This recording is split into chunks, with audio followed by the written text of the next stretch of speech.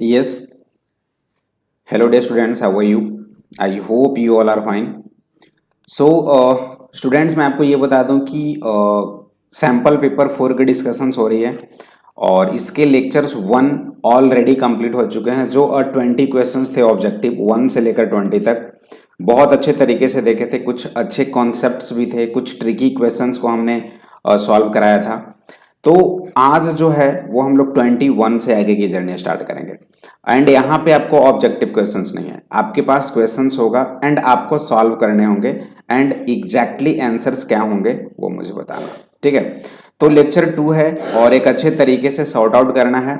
जो बच्चे sample papers को अच्छे तरीके से डिस्कस मैं कराते जा रहा हूं और उनकी अच्छी अच्छी क्वेश्चंस भी हैं आपके पास, तो उन सारे की एक कलेक्शन होनी चाहिए जो आपको बहुत अच्छे क्वेश्चंस हों, लगे कि हाँ ये बहुत इंपॉर्टेंट है, तो उसे एक जगह पे नोट डाउन जरूर करना है क्योंकि ये बहुत ही ज़्यादा हेल्प होगा आपको बोर्ड एग्जाम में।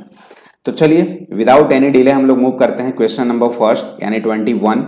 इसमें अच्छे तरीके से सॉर्ट आउट करना है। सेक्शन बी का question, 49x plus 51y equals to 499, 51x plus 49y equals to 501, then find the value of x and y। Exactly pair of linear equation in two variable, बस उसका question है, कुछ नहीं करना है।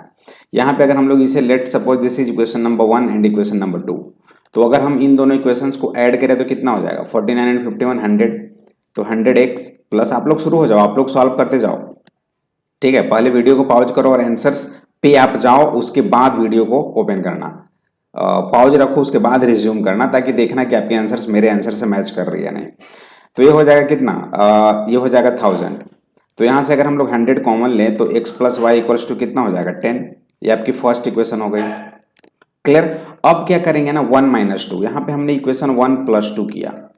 अब यहाँ पे मैं 2 माइनस 1 करूँ, 2 माइनस 1 करूँ, 2 माइनस 1 करूँ तो कितना हो जाएगा, या 1 माइनस 2 ही करो, कोई फर्क नहीं पड़ता, 1 माइनस 2 ही करो ना, 1 माइनस 2।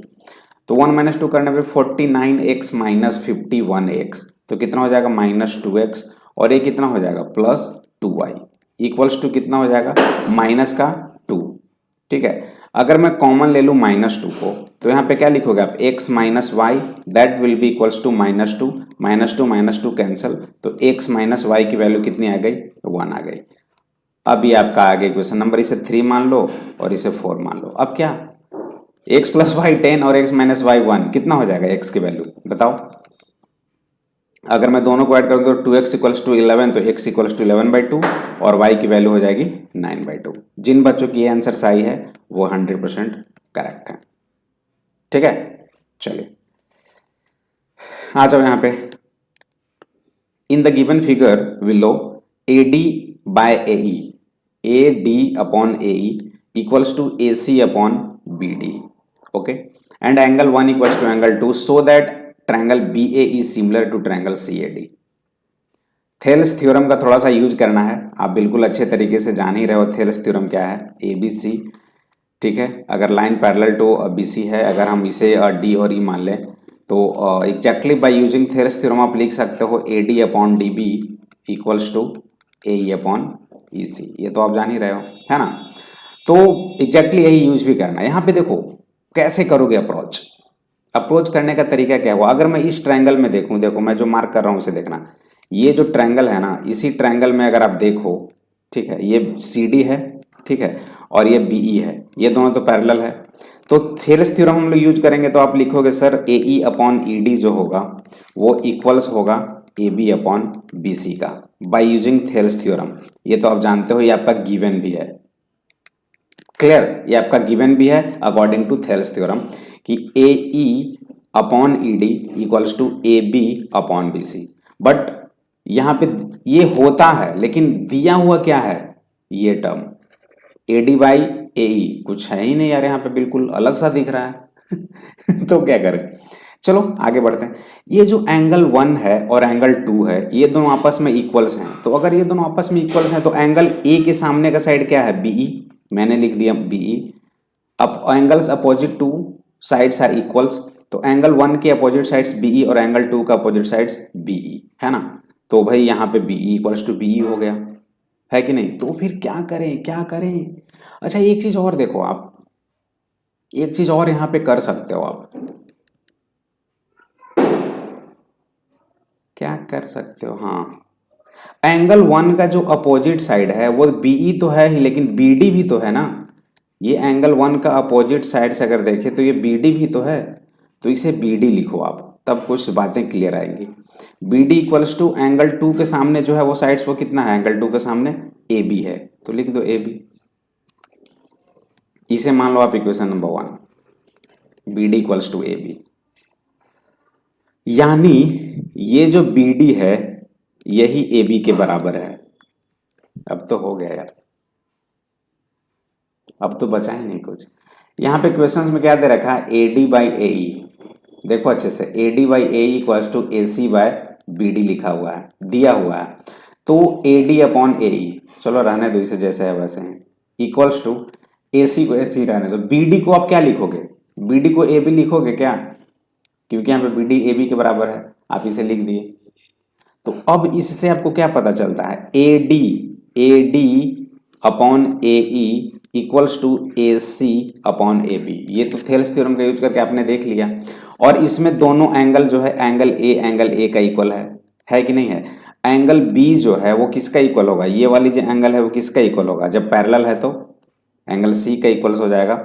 और एंगल ई, ये वाली एंगल डी का भी इक्वल हो जाएगा। तो यहां से हम लोग डायरेक्टली बोल सकते हैं कि ए बी ई जो है ट्रायंगल वो सिमिलर होगा किसका, ए सी डी का।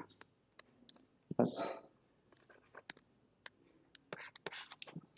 क्लियर, यही प्रूव करना था आपको। चलिए next 23, in the given figure O is the centre of circle, find A Q B. A Q B ये वाली एंगल आपको फाइंड करना है। P and P B tangents हैं और ए पी बी जो है वो 75 डिग्री है। चलो फटाफट शुरू हो जाओ, do it fast.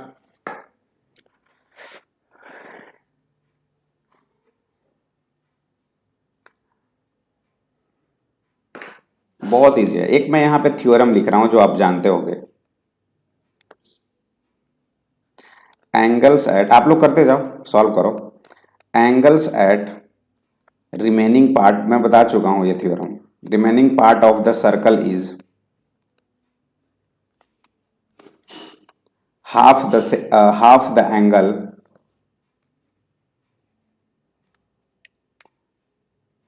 subtended by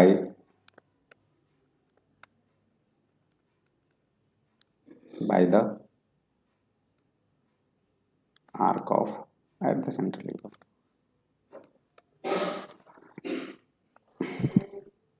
ठीक है,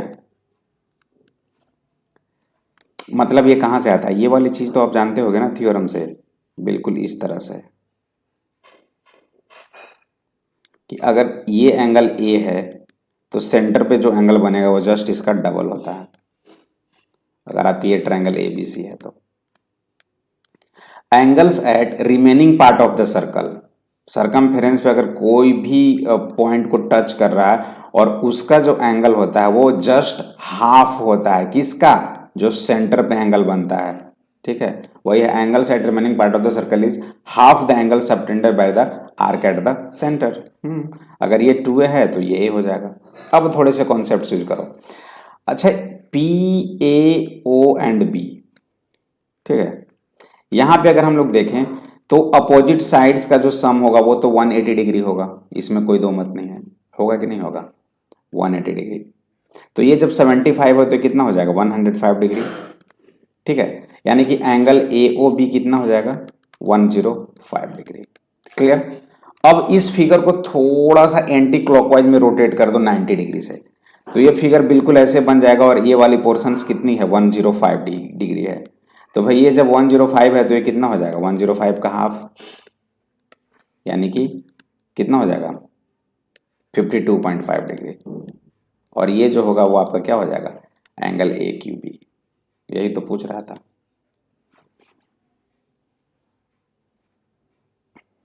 क्लियर है। पहले ये आपकी जो ए पी बी ओ बनी फिगर, ठीक है, ये अपोजिट एंगल सम 180 डिग्री हो जाएंगे, ये 75 तो 105। अब इस पे हम लोग ये यूज कर देंगे angles at remaining part of the circle is half the angle subtended by the arc at the centre. ये 105 तो इसका हाफ हो गया। क्लियर। चलिए fast, the length of the minute hand of a clock is 6 cm. Find the area swept by it when it moves from 7:05 PM to 7:40 PM. चलिए फटाफट,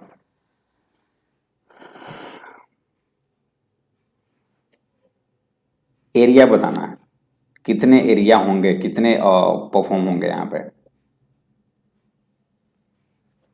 अच्छा, एक कॉन्सेप्ट है, इन 60 degree the tip of the minute hand moves 60 degree, sorry 60 degree, 60 minute लिखो, 60 degree है. इन 60 minute complete, अगर 60 minute में minute hand जो होता है वो कितने डिग्री का एंगल प्रोड्यूस करता है? 360 डिग्री. तो 1 मिनट में जो आपकी मिनट हैंड है वो कितने डिग्री की एंगल प्रोड्यूस करेगी? 360/60. दैट मीन्स 6 डिग्री का एंगल प्रोड्यूस करेगा. ये तो क्लियर है.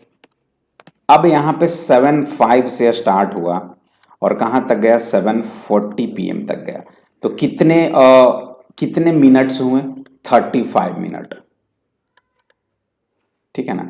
तो 1 मिनट में 6 डिग्री की एंगल प्रोड्यूस कर रही है. दैट मीन्स 35 मिनट्स में कितने हो जाएंगे? 35 इंटू 6,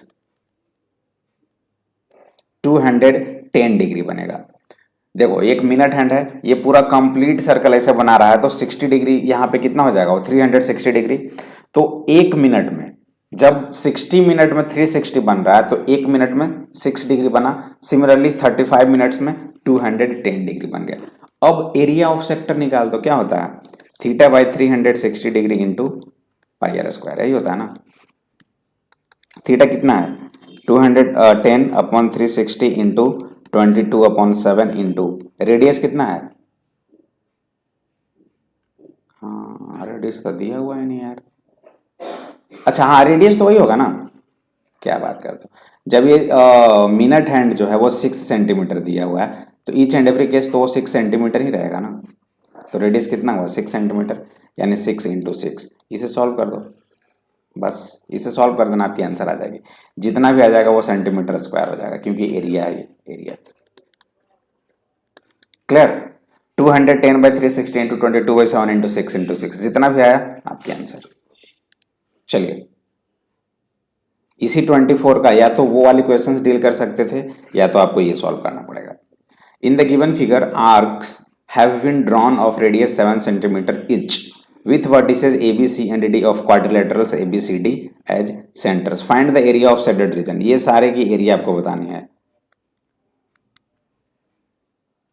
सोचो, आपके लिए वो वाली क्वेश्चंस डील करना सही होगा या ये वाली. बट अगर आप दोनों क्वेश्चंस डील कर रहे हो that means you are perfect. वो तो क्लियर था, इसमें कुछ था नहीं. 60 मिनट्स में 360 डिग्री, 1 मिनट में 6 डिग्री, 35 मिनट में 210 डिग्री, एरिया निकाल दिए, रेडियस तो 6 हुआ. क्लियर, इजी था वो. लेकिन इसमें ये साइडेड पोर्शन का एरिया कैसे निकलेगा? ये भी सिंपल है, कुछ नहीं है. मान लो कि यहाँ पे एंगल ए है, यहाँ पे θ1 एंगल बन रहा है, यहाँ पे θ2 एंगल बन रहा है, यहाँ पे θ3 एंगल बन रहा है और यहाँ पे θ4 एंगल बन रहा है ना. तो भाई एक काम तो आप जानते होगे सर, θ1 प्लस θ2 प्लस θ3 प्लस θ4 जो होगा, क्वाड्रिलेटरल्स के टोटल एंगल्स कितने हो जाएंगे? 360 डिग्री. ये तो जान ही रहे हो. अब इस सेक्टर का एरिया कितना होगा? एरिया ही निकालना है. तो इस सेक्टर का एरिया कितना होता है? θ1/360 इंटू पाई आर स्क्वायर होगा. यहां पे इसके लिए देखें तो θ2/360 इंटू पाई आर स्क्वायर. अगर इसके लिए देखें तो θ3/360 इंटू पाई आर स्क्वायर. अगर इसके लिए देखें तो θ4/360 into pi are square. But यहाँ पे बोल रहा है कि सबको ऐड करना है, सारे रीजन का जो है ना वो सबको ऐड करके बताना है. तो पाई आर स्क्वायर अगर हम लोग कॉमन ले लें तो कितना हो जाएगा? θ1 प्लस θ2 प्लस θ3 प्लस θ4. ठीक है, पाई आर स्क्वायर बाय 360 को कॉमन करो तो ये हो जाएगा. और इसका वैल्यू कितना है यहाँ पे? 360. तो 360 कैंसिल, तो बचा क्या? पाई आर स्क्वायर.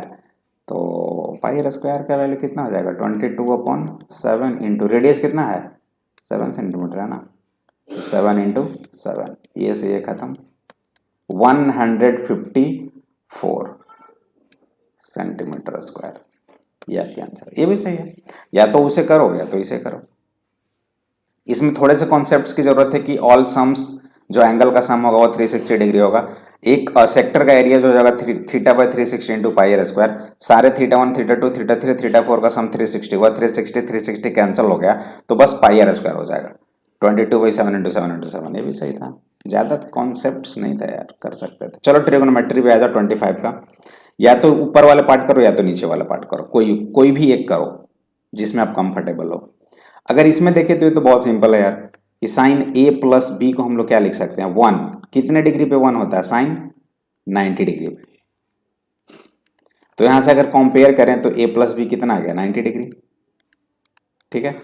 यहां से अगर कॉस में देखें तो कॉस ए माइनस बी जो हो जाएगा वो √3/2। कॉस कितने डिग्री पे √3/2 होता है, 30 डिग्री पे, तो कॉस 30 डिग्री। तो यहां से ए माइनस बी कितना हो गया ऑन कंपेयरिंग 30 डिग्री। भाई ये इक्वेशन नंबर 1 और ये इक्वेशन नंबर 2, तो अगर दोनों को ऐड करें तो कितना हो जाएगा, 2a इक्वल्स टू 120 डिग्री, तो a की वैल्यू आ जाएगी 60 डिग्री। और जब a 60 डिग्री आया तो b कितना होगा, 30 डिग्री। देखो यहाँ पे a ग्रेटर देन b भी हो गया। यही आपकी आंसर हो गई, इजीएस्ट मेथड। क्लियर है ना। नीचे वाले पोर्शन को कैसे सॉल्व करेंगे, एक्यूट एंगल बताना है, cos theta minus sine theta upon cos theta plus sine theta equals to this. Easy है। या तो बहुत सारे बच्चे रेशनलाइज कर देंगे, या मैं अगर देखूं तो ये जो वैल्यू है ना, ये √3 आ रहा है, tan का पार्ट होता है, tan थीटा, tan 60 डिग्री का वैल्यू। तो इसे tan में अगर कन्वर्ट करें तो divide by cos theta through out. Both numerator and denominator को अगर cos थीटा से डिवाइड कर दो तो क्या हो जाएगा, 1 1 होगा, और ये क्या हो जाएगा, minus sine theta by cos theta tan theta upon 1 plus tan theta, यही होगा ना। And this will be equals to 1 minus √3 upon 1 plus √3 on comparing both side. 1 1 1 1 tan theta √3 तो tan थीटा किसके बराबर हो जाएगा, √3 के बराबर। तो थीटा कितना डिग्री हो गया, 60 डिग्री। हो गया ये भी क्लियर, दोनों एक ही साथ क्लियर हो गए। कंप्लीट। चलो कंप्लीट है तो मूव करते हैं नेक्स्ट क्वेश्चन की ओर। और ये रही आपके स्क्रीन पे, और ये मैं बता चुका हूँ, सो ये मैं नहीं बताने वाला हूँ। √3 अगर इरेशनल नंबर है, प्रूफ करना है 5 प्लस रूट और 2√3 इज इरेशनल। ये ऑलरेडी मैं समझा चुका हूँ, इसे आप एक बार बना लेना। क्योंकि लेट सपोज अगर मैं इसी को रेशनल नंबर मानूं तो वहां से हम लोग अजम्पशंस रॉन्ग आ जाते हैं, कॉन्ट्राडिक्ट कर जाता है, ये हो चुका है, तो टाइम वेस्ट नहीं करना। चलिए 27, if the zeros of the polynomial this are doubles in value to the zeros of the polynomial this. Concept और लैंग्वेज अगर मैथ की समझ गए तो आपकी बल्ले बल्ले है। क्या बोल रहा है क्वेश्चंस में, अगर वो समझ गए तो आपकी क्वेश्चंस का 50% पार्ट तो डन है। बोल रहा है कि जो जीरोज है ना, लेट सपोज इसके जो जीरोज हैं वो अल्फा एंड बीटा है, तो बोल रहा है कि if the zeros of the polynomial this are double in the value of zeros of the polynomial, मतलब इसका जो जीरोज है इससे डबल है, तो इसका रूट्स क्या होगा, 2 अल्फा एंड 2 बीटा। बस game over, P and Q निकालना है। तो यहां से अगर हम लोग देखें तो अल्फा प्लस बीटा कितना हो जाएगा, -b/a होता है ना, -b/a, और ये वैल्यू हो जाएगा 5/2। अल्फा बीटा की वैल्यू कितनी हो जाएगी, c/a, यानी कि -3/2। ठीक है। चलो यहां से अब कर दो 2 alpha plus beta sum of roots, यही हो जाएगा ना, और इसकी वैल्यू कितना हो जाएगा, -b/a, यानी कि -p। तो 2 इंटू अल्फा प्लस बीटा यहाँ पे कितना आया, 5/2 इक्वल्स टू कितना हो गया, -p। 2 2 कैंसल, तो p की वैल्यू कितनी आ गई, -5। अब यहां से देखिए मल्टीप्लीकेशन ऑफ रूट्स, तो 2 इंटू अल्फा बीटा यही होगा ना, और इसकी वैल्यू कितनी होती है, c/a, यानी कि q। तो 2 इंटू अल्फा बीटा कितना है, -3/2 इक्वल्स टू q। तो q की वैल्यू कितनी आ गई, -3। हो गया, p -5 एंड q -3। जिन बच्चों की आई है वो करेक्ट है।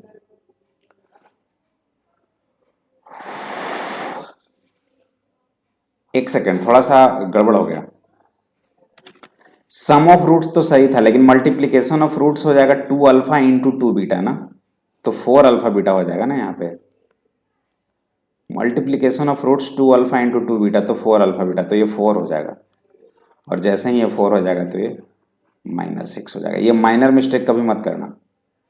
p की वैल्यू कितनी हो जाएगी -5 एंड q की वैल्यू कितनी हो जाएगी -6। ठीक है, बस 2 अल्फा इंटू 2 बीटा जो हो जाएगा वो आपकी 4 अल्फा बीटा हो गई। ठीक है, चलिए 28।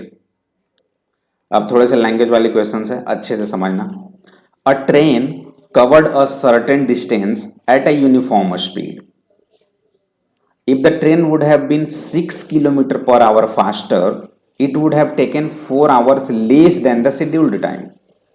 And if the train were slower by 6 kilometer per hour, it would have taken 6 hours more than the scheduled time. Find the length of the journey.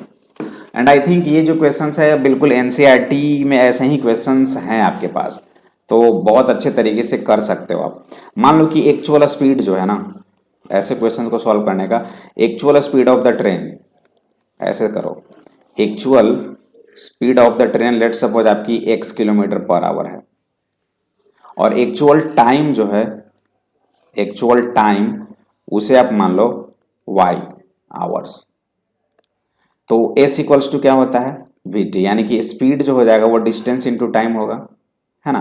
तो यहां से डिस्टेंस अगर निकालें v तो क्या हो जाएगा s इंटू, एक second, s equals to vt, तो ये डिस्टेंस है ना, डिस्टेंस इक्वल्स टू क्या हो जाएगा v into T, speed into time. हाँ, तो उसे क्या करना है यार, उसे तो कुछ करना ही नहीं, हम लोग यहाँ से डिस्टेंस निकाल लेते हैं। ये क्या है, डिस्टेंस है ना, डिस्टेंस, तो डिस्टेंस कितना हो जाएगा x y किलोमीटर, यही होगा। क्लियर, ट्रेन के स्पीड को x मानते हैं, टाइम को y मानते हैं, तो डिस्टेंस x y किलोमीटर। अब देखो, if the train would have 6 kilometre per hour faster according two questions, अगर ट्रेन की स्पीड 6 किलोमीटर पर आवर क्या है बढ़ जाए, it would have 4 hours less than the scheduled time, मतलब टाइम जो है वो क्या हो जाता है y-4 हो जाएगा।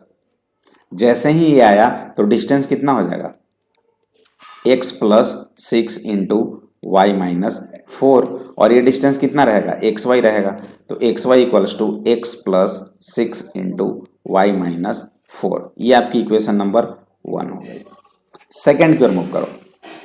If the train were slower by 6 kilometre per hour, अगर ये स्लो हो जाए तो x-6, टाइम जो है वो 6 आवर बढ़ गया तो y प्लस 6, डिस्टेंस तो वही रहेगा, डिस्टेंस में कोई चेंजिंग नहीं होगा।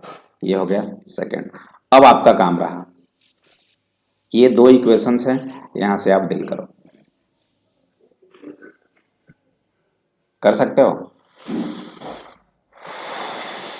x और y की वैल्यू निकाल दो, अगर x की वैल्यू निकाल दी है, y की वैल्यू निकाल दी है, पूछ क्या रहा है find the length of the journey, तो लेंथ ऑफ द जर्नी क्या हो जाएगा xy हो जाएगा। क्लियर, चलिए आगे।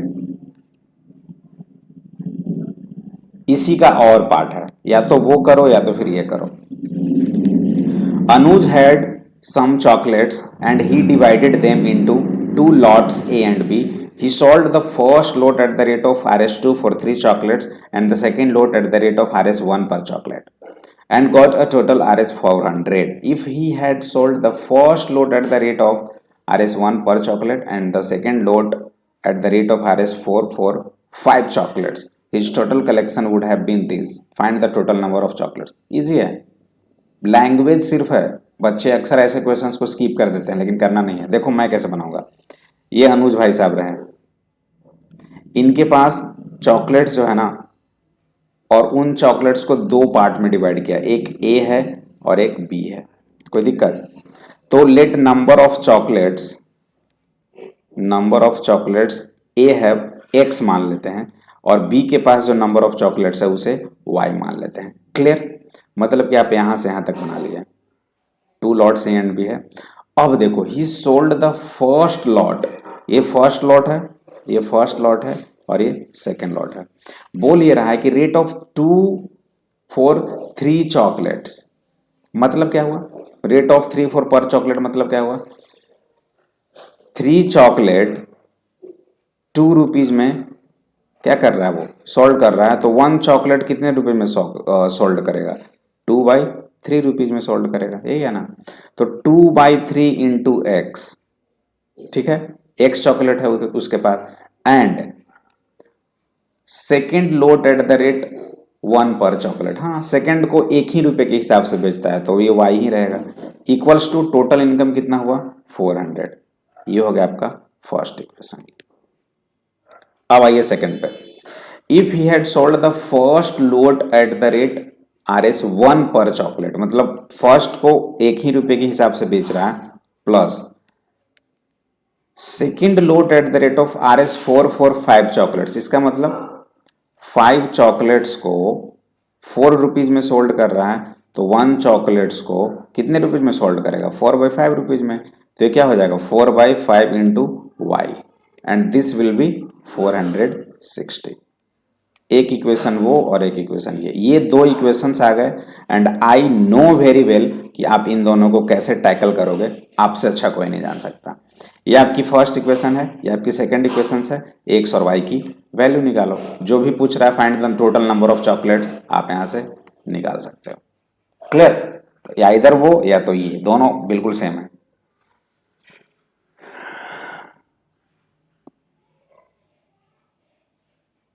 ठीक है, चलिए।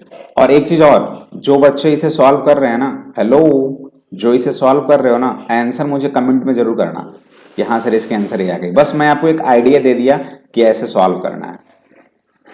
चलिए 29, prove that the following this equals to this. Trigonometry का अच्छा पोर्सन है, करो। कैसे करोगे इसे deal? Sec theta cosec theta और साइन थीटा कॉस थीटा, मतलब कि यहाँ पे माजरा है टेन को चेंज ही करना पड़ेगा। एक काम करो ना, टेन को चेंज कर दो sine cube theta upon cos cube theta में, और 1 प्लस इसे लिख दो sine square theta upon cos. जब कुछ ना समझ में आए तो इतना तो जरूर कर सकते हो, और इसे लिख देना cos cube theta upon sine cube theta, और 1 plus cos square theta upon sine square theta. अब ये क्या हो जाएगा sine cube theta upon cos cube theta, नीचे अगर एलसीएम लें हम लोग तो कॉस स्क्वायर थीटा हो जाएगा, और ये हो जाएगा cos square theta plus sine square theta यानी कि 1।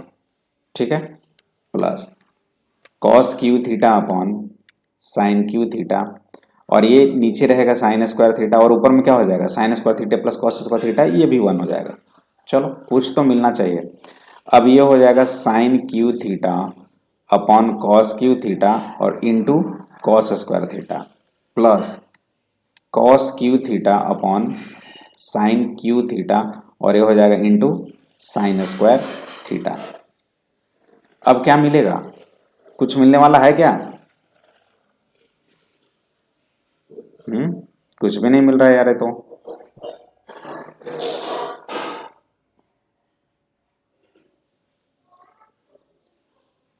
मिलेगा क्या? कुछ मिलना चाहिए, चलो देखते हैं।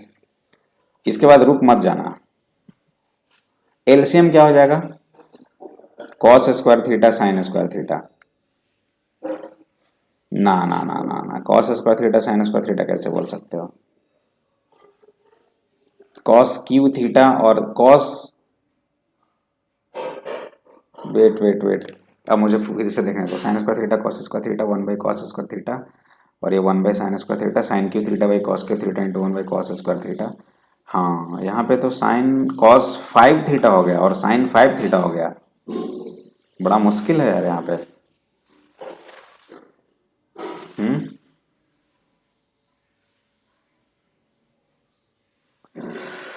क्या किया जाए?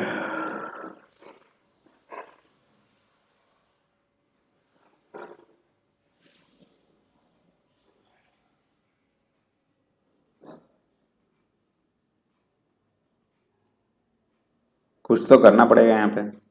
चलो, sine cube cos cube 1 plus sine square theta cos square theta, और यहाँ पे अगर देखें तो cos square theta plus sine square theta 1/कॉस square theta.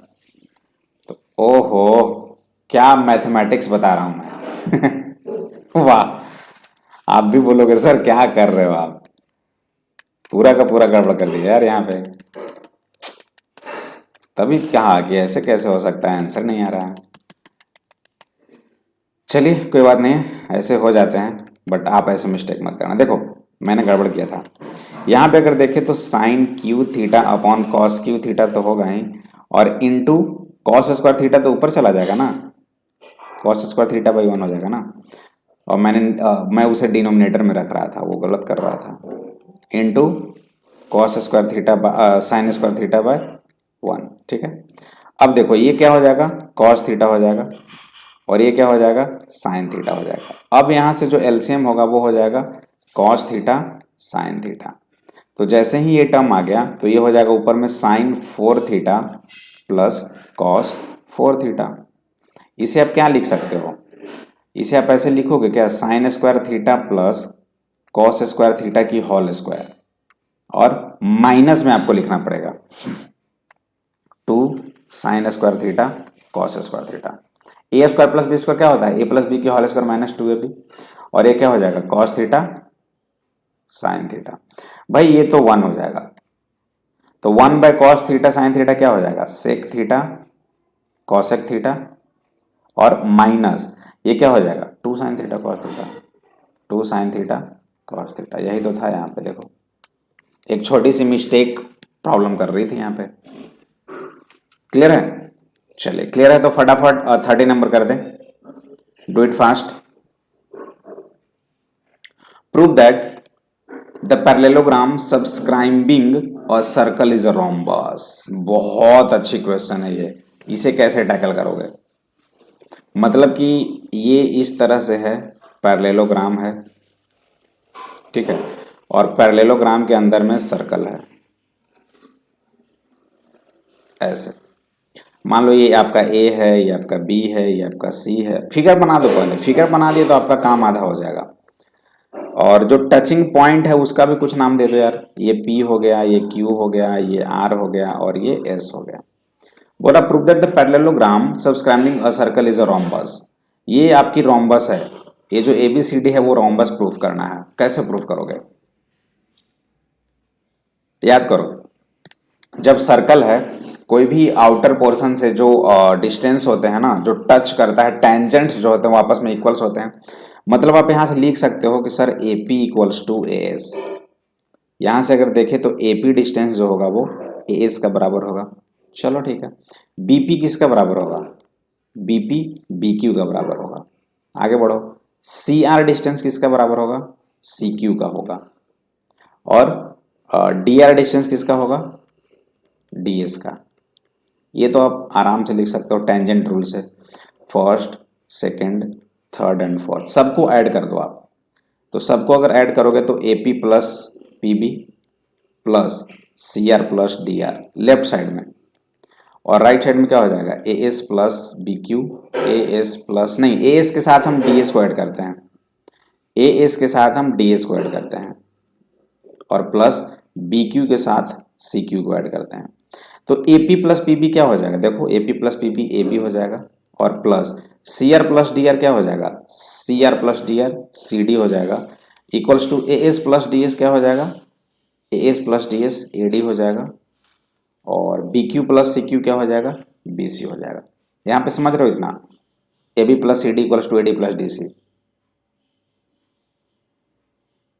Opposite sides of parallelogram तो इक्वल है, पैरेललोग्राम है ना, तो अपोजिट साइड्स तो इक्वल होंगे, यानी कि आप लिख सकते हो sir CD equals to AB और AD इक्वल्स टू BC। ये तो आप लिख सकते हो ना, इसमें तो कोई दिक्कत नहीं है।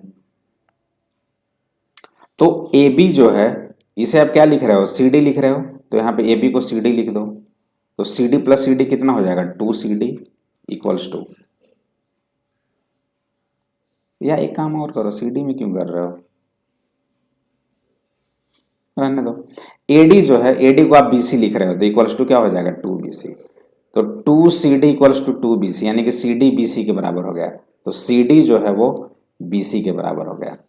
ये दोनों आपस में इक्वल्स हो गए ना, और ये दोनों भी आपस में इक्वल्स हैं, और ये दोनों भी आपस में इक्वल है। अरे यार ये तो चारों का चारों इक्वल हो गए, तो क्या हो जाएगा रोम्बस। वही तो बोल रहा था रोम्बस होंगे। ठीक है, चलिए 31 फटाफट। Two coins are tossed simultaneously, what is the probability of getting at least one head. जब भी टू टॉस्ड हो कॉइन तो आप डायरेक्ट लिख लो कि जब कॉइन को टॉस करेंगे तो या तो हेड हेड आएगा, या तो हेड टेल आएगा, या तो टेल हेड आएगा, या तो टेल टेल आएगा। फर्स्ट क्वेश्चन के लिए देखो, at most one head, at least one head, कम से कम एक हेड या तो दोनों हेड आएगा। तो प्रोबेबिलिटी ऑफ ई क्या हो जाएगा, N E upon N S, N E upon N S. और एन एस जो हो जाएगा वो तो टोटल तो 4 हो जाएगा, एन ई कम से कम एक या तो दोनों हेड, कम से कम एक ये हो जाएगा, कम से कम एक ये हो जाएगा, या तो दोनों। तो कितने हुए, 3 हुए, तो 3/4 इज योर आंसर। अगर सेकंड में देखें तो एट मोस्ट, ज्यादा से ज्यादा एक टेल या तो एक भी नहीं, तो कितना हो जाएगा, N E upon N S. देखो अच्छे से, एन एस तो 4 ही रहेगा, ये तो 4 ही रहेगा। एन ई ज्यादा से ज्यादा एक टेल, ज्यादा से ज्यादा एक टेल या तो एक भी नहीं, ज्यादा से ज्यादा एक टेल ये या तो ये, या तो एक भी नहीं या तो ये, यही 3/4 ये भी हो जाएगा। थर्ड में क्या बोल रहा है, a head and a tail. अब बताओ हेड एंड टेल कब आएगा, या तो ये आएगा या तो ये आएगा, तो क्या हो जाएगा 2/4, यानी कि इसकी जो वैल्यू आ जाएगी वो क्या हो जाएगी 1/2। क्लियर है। चलिए अगर क्लियर है तो ये रहा आपके लिए homework, do yourself, do as yourself, और मुझे बताना इसके answer. To fill a swimming pool, two pipes are used. If the pipe is larger diameter used for 4 hours and the pipe of a smaller diameter for 9 hours, only half of the pool can be filled. Find how long it would take for each pipe to fill the pool separately. If the pipe of a smaller diameter takes 10 hours more than the pipe of larger diameter to fill the pool. NCERT का question है ये, बिल्कुल। तो मैं wait करूंगा इसके answers का, कितने बच्चे इसके आंसर्स करेक्ट करते हैं। चलो एक छोटा सा हिंट्स दे रहा हूं कि कैसे करोगे। मान लो कि लार्जर पाइप है, कैसे करना वो देखना। लार्जर पाइप जो है ना वो अकेले उस टैंक को एक्स आवर्स में फिल करता है, तो जो आपका स्मॉलर टैंक है वो कितने आवर में फिल करेगा। स्मॉलर पाइप 10 घंटा ज्यादा ले रहा है, देखो ना 10 आवर्स मोर, तो ये कितना ले लेगा x + 10। अब वाटर फील्ड इन 4 आवर्स, यहाँ पे 4 आवर्स में कंप्लीट कर रहा है, तो 4 आवर्स में वाटर फील्ड कितना हो जाएगा 4/x। और यहाँ पे स्मॉलर द्वारा कितने, स्मॉलर वन 9 घंटे में कंप्लीट कर रहा है, यानी कि यहाँ पे देखें तो स्मॉलर वन कितना हो जाएगा 9 घंटे में, ये कितना ले रहा है x + 10, और यही डिस्टेंस कितना हुआ, हाफ हो जाएगा, half the pool can be filled. ये फर्स्ट इक्वेशन आ गया, फर्स्ट का एक ही है, इसे ही सॉल्व कर दो आप, क्वाड्रेटिक बनेगा। इसे सॉल्व करने के बाद क्वाड्रेटिक बनेगा, आपके पास 2 वैल्यूज आएंगे, निगेटिव वाला तो कभी लिया नहीं जाएगा, जो पॉजिटिव आएगा वो आपके आंसर हो जाएगा। ठीक है, तो कर लेना अपने तरीके से। आज के लिए इतना काफी है, मिलते हैं छोटे से ब्रेक के बाद, बाय बाय।